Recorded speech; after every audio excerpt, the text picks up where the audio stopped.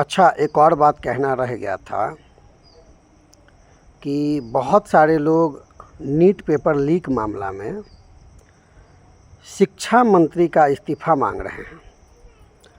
तो मेरा यह कहना है उन लोगों से कि क्या आपको लगता है कि शिक्षा मंत्री के इस्तीफ़ा से भारत के शिक्षा विभाग का या फिर विभिन्न परीक्षाओं में पेपर लीक होना, विभिन्न परीक्षाओं में भ्रष्टाचार, विभिन्न परीक्षाओं के चयन प्रक्रिया में भ्रष्टाचार या विभिन्न परीक्षाओं के और विभिन्न पदों का बिकना बंद हो जाएगा? आपको ऐसा लगता है?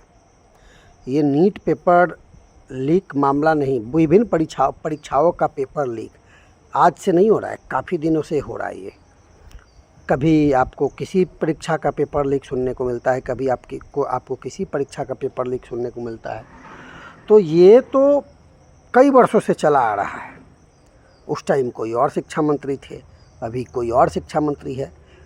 तो मुझे जितना समझ है कि किसी शिक्षा मंत्री के इस्तीफ़ा केवल हो जाने से भारत का शिक्षा व्यवस्था, भारत के विभिन्न परीक्षाओं में भ्रष्टाचार, पेपर लीक मामला में भ्रष्टाचार, चयन प्रक्रिया में भ्रष्टाचार, ये ख़त्म नहीं होगा।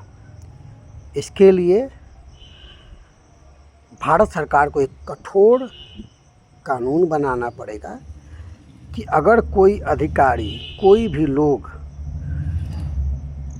पेपर लीक मामले में संलिप्त पाया जाता है, चयन प्रक्रिया में भ्रष्ट पाए जाने पर संलिप्त पाया जाता है, तो वैसे लोगों पर कम से कम आजीवन कारावास और 50 करोड़ रुपए का जुर्माना, 50 करोड़ रुपए का जुर्माना या फिर आजीवन कारावास और इसके साथ साथ 20 करोड़ रुपए का जुर्माना और उसके परिवार के सारे संपत्तियों को भारत सरकार के द्वारा जब्त कर लिया जाएगा।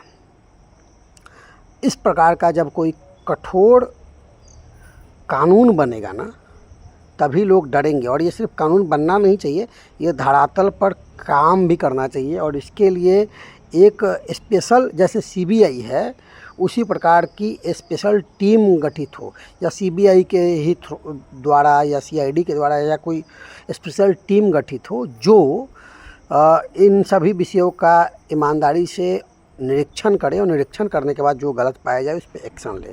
और वो लोग, जो भी टीम बने, वो 1 महीने के अंदर में उसका रिपोर्ट सब कुछ सही से पता लगा के सबमिट करे। तो इस प्रकार की जब कठोर कानून बनेगा और धरातल पर जब वो लागू होगा, तब मुझे लगता है कि ये सब चीज़ें रुक सकती है। पेपर लीक मामला, चयन प्रक्रिया में भ्रष्टाचार। अब चयन प्रक्रिया में भ्रष्टाचार क्या होता है कि आजकल सीट जो है ना, विभिन्न पदों का सीट पहले ही बिक जाता है। जो अधिकारी उसमें होते हैं वही लोग सेटिंग करके सीट को बेच देते हैं, ठीक है। दरोगा का 25 लाख, 30 लाख, 50 लाख, इसी तरीके से विभिन्न पदों का उस पद के हिसाब से रेट होता है, ठीक है। अब इसमें क्या होता है, मैं जितना समझ पाया हूँ, जैसे नीट वाले पेपर में भी मैंने देखा कि एक लड़की कह रही थी कि उसके हिसाब से उसने बहुत अच्छा मार्क किया था, लेकिन नीट में उसका नंबर बहुत कम आया। फिर 1 महीने बाद उसके नंबर को और कम कर दिया गया। तो इसका मतलब ये है, और मैंने भी यह महसूस किया है कि जो पढ़ने वाले विद्यार्थी होते हैं, जो पढ़ के जाके एग्ज़ाम देते हैं, उनको लगता है कि मेरा इतना नंबर आएगा, वो उस तरीके से सही भी करके आते हैं, लेकिन उसके बाद भी उनका नंबर कम कर दिया जाता है।